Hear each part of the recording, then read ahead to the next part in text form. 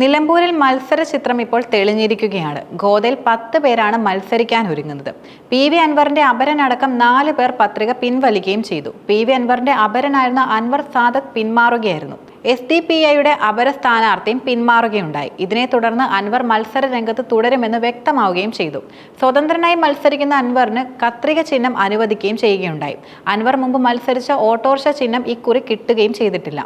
Kerala Congress Joseph വിഭാഗത്തിന്റെ ചിഹ്നമായി autorickshaw തിരഞ്ഞെടുപ്പ് commission അംഗീകരിച്ചതിനെ തുടർന്നാണ് അൻവറിന് കത്രിക ചിഹ്നം കൂടുതലും കിട്ടിയത്.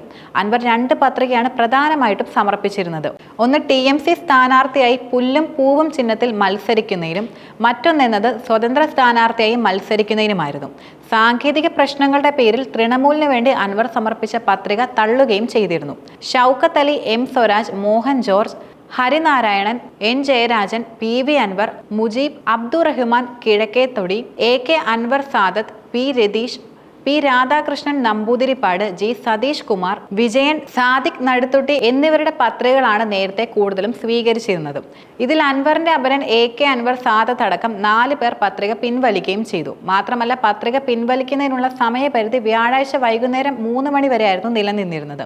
അൻവർ സാദത്തിന്റെ സ്ഥാനാർത്ഥിത്വത്തിന് പിന്നിൽ കോൺഗ്രസ് ആണെന്ന് നേരത്തെ തന്നെ PV അൻവർ ശക്തമായി ആരോപിക്കുകയും ചെയ്തിരുന്നു. ഇയാളാണിപ്പോൾ പത്രിക പിൻവലിച്ച ഒരു സ്ഥാനാർത്ഥി എന്നത്.